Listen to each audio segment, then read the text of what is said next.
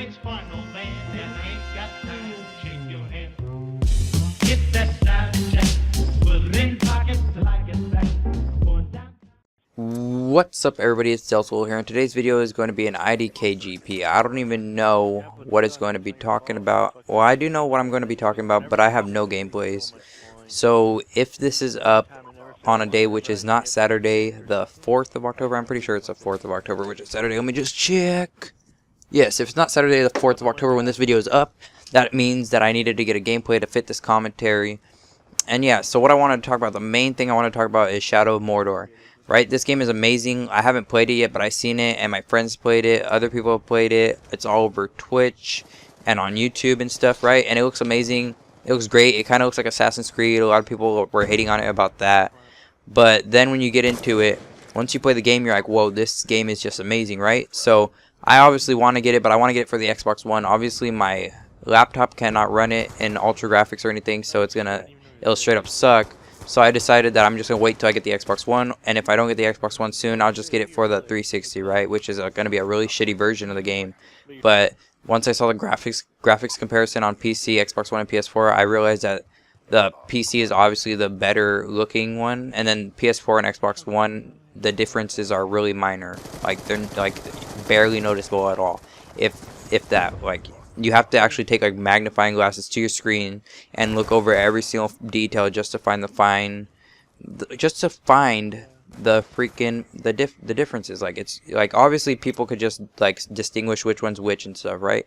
But if IGN did not put PS4, PC, and Xbox One on those things, people would be saying like, okay, the PC is the best looking one. Then the Xbox One, people will be saying like, that's the PS4. The PS4 one, people will say that's the Xbox One, and obviously they'll say the correct one sometimes, but a lot of people will be arguing in the comments like number 1 was Xbox One, number 1 was PS4, and so the graphics, they don't really, although graphics don't really matter to me, you could see in the next gen consoles that the graphics are they're close to being equal, and it's pretty cool. So I'm glad that the Xbox One isn't super far behind, because then people could always talk crap about the Xbox One, and I don't really care, because I'm going to get the Xbox One just because I love Halo, and I like playing games with my friends, and my friends are getting the Xbox Ones when they get a next-gen console. So yeah, that's my reason for getting Xbox One. But Shadow of Mordor, obviously tons of thousands of people have this game right now, and this has been a problem that I've been like seeing, that's not just with Shadow of Mordor. Like, obviously this has been going on since computers were like made or whatever, but let me yawn.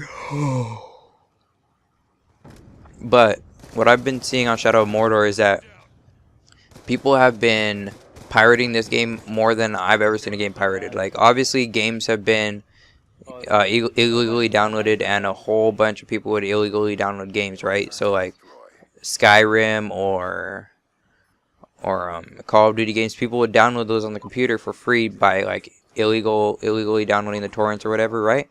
So Shadow of Mordor, I heard recently from like some people that it has like 40,000 people downloading it at like one time or something like that, like just downloading the game through torrents. And I was just like, dude, that's crazy. That's 40,000 people who could have been paying $60 or more a piece, which would add up to a shit ton of money for whoever made Shadow of Mordor, right? I forget who made it, but let me just do the calculation right here, because obviously I don't go to school anymore, so I don't have to do math all the time. So I'm just gonna do the calculation on my handy dandy iPod Touch calculator. You know what I'm saying? So let me see, 40,000 times, let's just say 60, which is like the average game. That's $2,400,000. Basically, $2,400,000 that the game is missing out on because 40,000 people are down in the game. Now, I don't know if that's true that it's 40,000 people, but that's a whole bunch of people that would be down in the game illegally. And you see, like, everybody thinks like, oh, well, it's not that big of a difference. It's only me. It's only $60. They're not going to lose out on a whole bunch. But you see, once it adds up, every single person who has every single person who's downloading the game illegally, every single person who's downloading the game illegally, once it adds up, if that's an accurate number right there, which I don't know if it is, 2,400,000 people, that's a lot of money that they're missing out on. Like, they could use that money to make the game better. They could use that money to make their next game even better than Shadow of Mordor. But instead, that money they're missing out on right there, they're not going to be able to use that for anything, because those people who illegally download the game aren't going to say, hey, this game is actually worth $60. Let me go put some money where my game is, because where their game is, right? Like, they have this game that I got, and it's illegally downloaded for me, so I don't need to pay money, but I should. Like, they should pay money. The game is great. A whole bunch of people are loving the game, but that's just like my ideas on it. Like, people are loving the game. It's all over IGN, it's all over YouTube, it's all over Twitch, right? And it has high ratings, but then you get 40,000 people who are downloading it, right? Illegally, $2,400,000 that are getting, like, basically stolen from the company. Like, obviously they didn't have the money to begin with. That $2,400,000 that they're not making, they didn't have it yet, but it's basically stolen, because that's how much money in game and game purchases they would have had just off these people who downloaded it illegally. Now, I think this is what I heard like 2 days ago or yesterday or something, so it could be more or less people today who have downloaded the game, but that's a whole bunch of money that you should not just give away like that. Like, that's sad.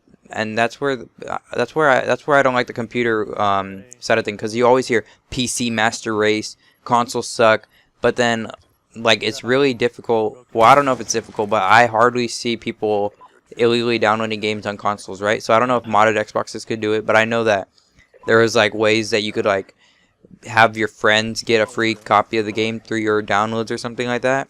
But that was really like not that easy to do, and then they fixed it, so it was really hard to do, I think. And I've never done that. And I've never downloaded a game illegally. Obviously, I've downloaded like ROMs and stuff for GameCube of games I owned before and I wanted to play again, or PlayStation games that I owned and I wanted to play again on my computer. I've done stuff like that, which I don't feel that's illegal, because I already own the game, and then I'm just playing it again on the computer. And I think it says that somewhere that you're allowed to do that. But yeah, I've done that, but I've never downloaded like an actual full game that costs like $60, $50, $20, even like $1. I've never downloaded a game like that for free because I like hacked them, or I downloaded off torrents or ISOs or anything like that.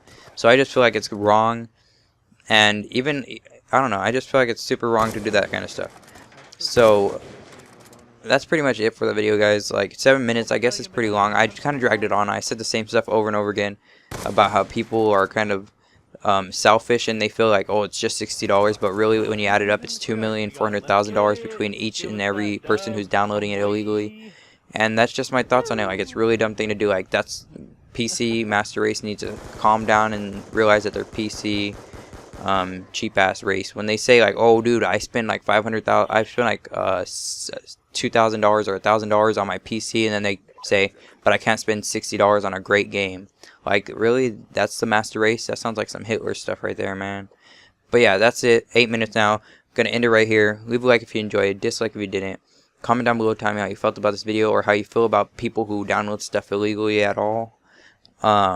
Subscribe if you haven't already. Click the annotation to the left to see my previous video, and the one below to see my second channel. I'll see you guys next time.